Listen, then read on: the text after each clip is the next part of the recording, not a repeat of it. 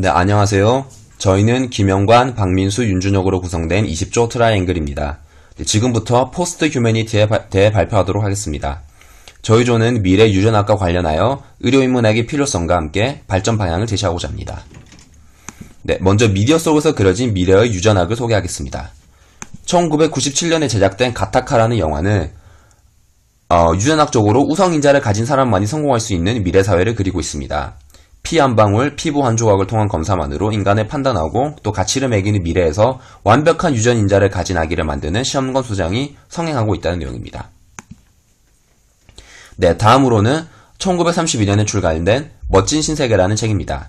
작가인 올더스 헉슬리는 인간 생산 공장에서 인간의 계급이 형질에 따라 알파와 베타, 또 감마와 델타 등으로 정해져 필요한 인간 유형만이 결정되고 생산되는 미래 사회를 그리며 과학기술의 지나친 남용으로 인해 인간성이 파괴되는 상황을 예견하고 있습니다. 네, 다음 영상은 KBS의 다큐멘터리 넥스트 휴먼 신의 언어 유전자입니다. 함께 감상해 보시죠.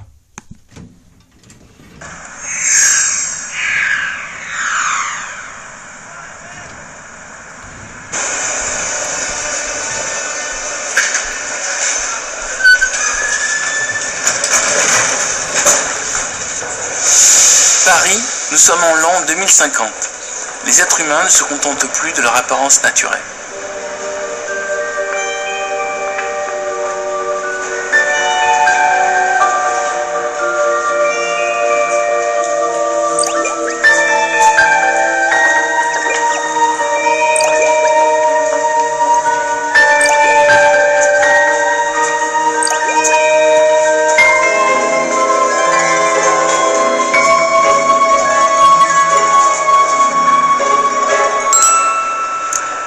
En l'an 2050, on trouvera des publicités qui nous permettent d'acheter de l'ADN qui permet de maigrir, de l'ADN qui permet de grandir, de l'ADN qui permet d'avoir des idées.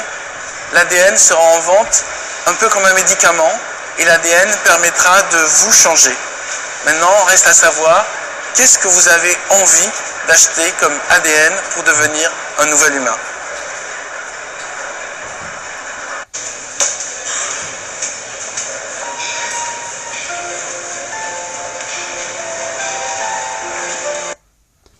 네, 보신 것처럼 미래에는 정말로 이런 일들이 일어날지도 모릅니다. 네, 이번에는 현대에 실제적으로 개발되어 적용되고 있는 기술들에 대해 알아보겠습니다. 네, 먼저 프레시전 메디슨은 개인마다 다른 유전적, 환경적 요인과 라이프스타일, 가족력 등을 사전에 인지해서 적정한 약을 적정한 용량으로 적정한 시간에 사용해 환자 개개인별로 최적화된 치료법을 제공하는 의료 방향입니다. 또 진 세라피는 외부에서 유전자를 주입하여 이상이 생긴 유전자를 치료하는 방법으로 아데노바이러스 같은 벡터를 이용합니다. 그리고 크리스퍼 유전자 가위는 유전체에서 원하는 부위의 DNA를 정교하게 잘라내는 기술로 유전자를 조작하여 새로운 형질을 부여하는 유전공학 기술입니다. 네, 이러한 유전공학 기술들이 이미 개발되어 있고 앞으로 더 발전할 것을 생각하면 앞에서 소개된 미래 사회 모습들이 결코 과장이 아니라 충분히 일어날 수 있는 상황들이라고 할 수 있습니다. 네, 이렇게 의학 유전학은 우리 삶에 막대한 영향을 미칠 수 있으며 심지어 운명을 바꿀 수도 있습니다. 못 걷는 사람을 걷게 할 수도 있고 심각한 유전병을 앓을 수 있는 아기를 건강하게 출산시킬 수도 있습니다. 그러나 모든 발전의 이면이 있듯이 이점만 기대할 수는 없습니다. 지금부터 의학 유전학이 위협할 수 있는 우리의 미래에 대해 알아보도록 하겠습니다. 네, 먼저 캐피탈리즘 측면에서 보겠습니다. 현대사회 문제 중 하나는 부익부 빈익빈 현상입니다. 이는 점점 가속화되어 복지 정책으로도 뒤집을 수 없을 만큼 심화되고 있습니다. 이런 현상은 다가오는 미래에 더욱 커질 것이며 유전자 조작이 가능해진다면 역시 여기에도 영향을 미칠 것입니다. 돈이 있는 사람들은 성형수술처럼 유전자 조작을 아주 쉽게 할 것이며 돈이 없는 사람들은 마음대로 유전자를 고치는 사람들을 그저 지켜보고만 있어야 할 것입니다. 이에 따라 자본의 부익부 빈익빈 뿐만 아니라 유전자의 부익부 빈익빈 현상도 생길 것이며 이렇게 심화된 유전적 자본주의는 다시는 뒤집을 수 없을 것입니다. 다음으로 loss of individuality입니다. 유행에 따라서 획일화된 트렌드가 생길 것이고 유전자 조작을 통해 사람들은 그 세대의 트렌드에 맞게 변해갈 것입니다. 지금의 트렌드에 비춰보자면 키는 더욱 커지고 몸매는 더욱 날씬해지겠죠? 모두가 비슷한 키에 또 비슷한 몸매, 심지어 비슷한 얼굴이 된다면 개성이란 단어는 아마 존재할 필요가 없게 될 것입니다. 다 똑같으니까요. 네, 마지막으로 pseudo omnipotence입니다. 이 단어는 저희 조가 직접 만든 단어로 사전에는 등재되어 있지 않습니다.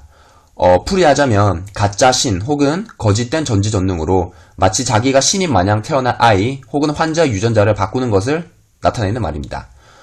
예를 들어 임신한 여성이 태아의 유전자 검사 결과를 가지고 유산이나 유전자 조작을 원한다면 과연 의사는 그것을 시행해야 될까요?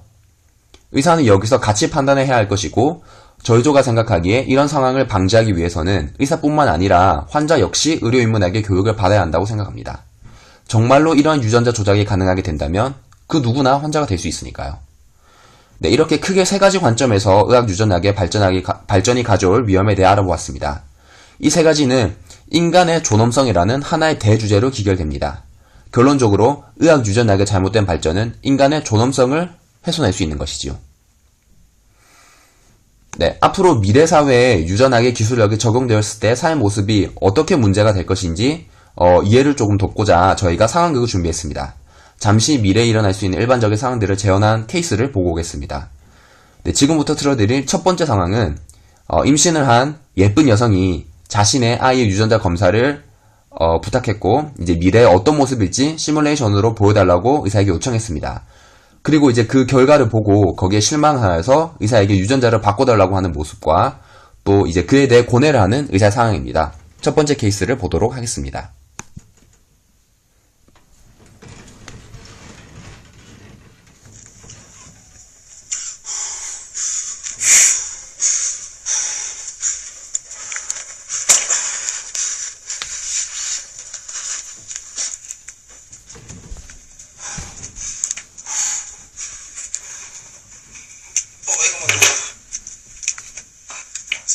안녕하세요 선생님. 무슨 일로 오셨죠? 제가 하늘 촉구가 받아서 임신했는데 PMSD 검사를 받고 싶어서 왔어요. 그러시고 그럼 검사를 해보도록 하겠습니다.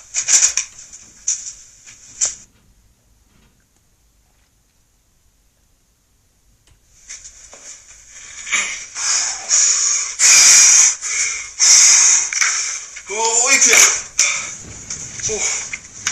선생님. PMSD 결과 나왔습니다. 정말요? 어떻게 나왔나요? 마음의 준비를 약간 하셔야 돼요. 정말요? 무슨 일이길래? 결과를 함께 보시죠.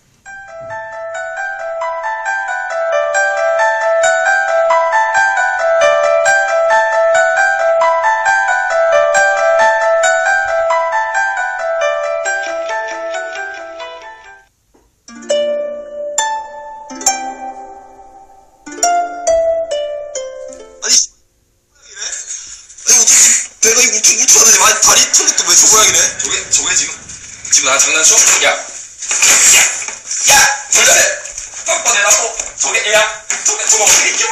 영관이 뭐 저거 무슨 거야?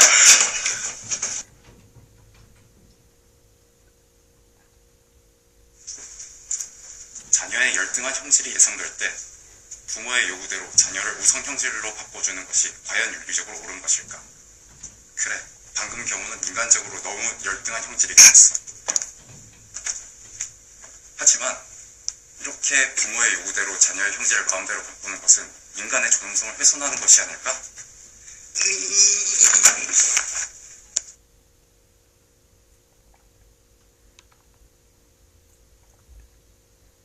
네, 잘 보았습니다.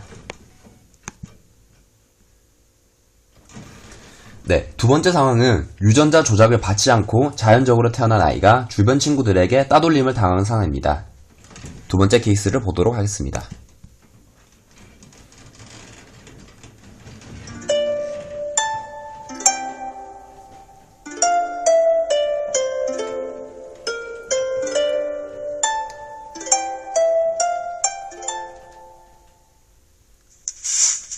야, 너 같은 열등한 놈이 공부를 해서 뭐하냐?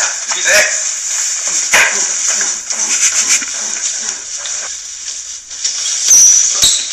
뭐야, 이 열등한 인간이. 야, 너, 저 두꺼운 코끼리 다리를 봐. 새끼. 그지같이. 진짜.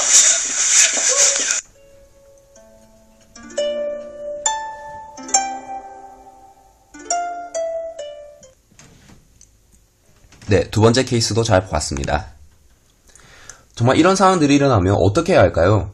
의사가 아닌 일반인들도 두 번째 상황에서 보았듯이 유전자 조작이라는 기술을 준비 없이 받아들이면 인간의 차별이라는 사회적 문제가 생기게 될 것입니다.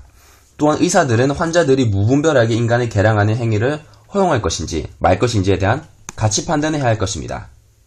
이런 상황에서 필요한 것이 바로 의료인문학입니다. 기본적으로 인간에 대한 차별과 불필요한 개량은 인간의 존엄성을 훼손하는 대표적인 예시입니다. 만약 인간에 대한 이해가 부족하고 인간이 가졌던 본래의 모습보다 기술력을 더 우월하게 생각하는 기술 우월주의가 펼쳐지게 되면 인간은 언젠가 우리가 알고 있는 인간의 모습을 보이지 않게 될 것입니다.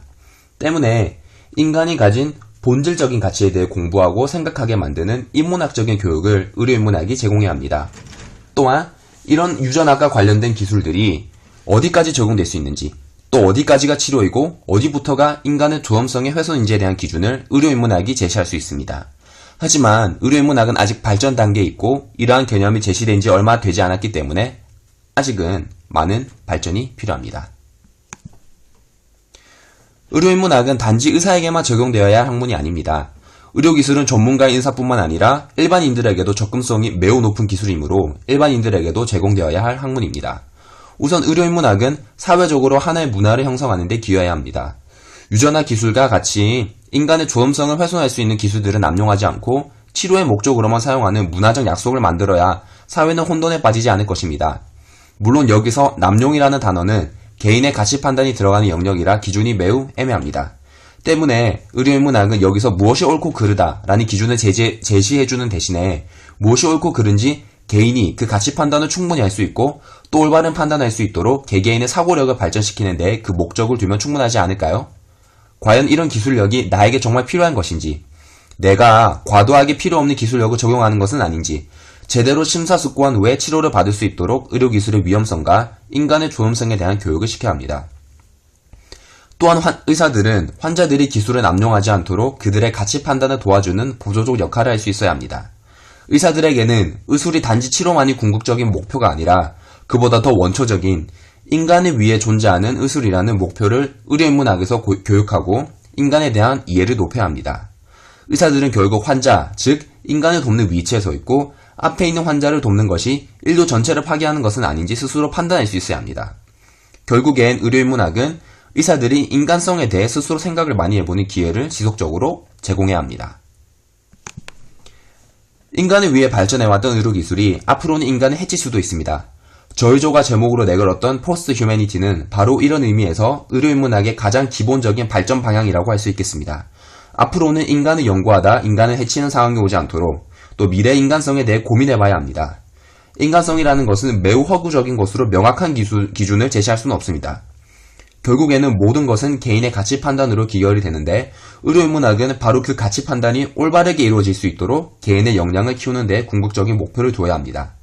항상 인간성에 대해서 고민해보고 또 인간을 존중하는 사회적 분위기를 만들 수 있도록 교육 및 토론을 유도하는 학문이 되어야 합니다.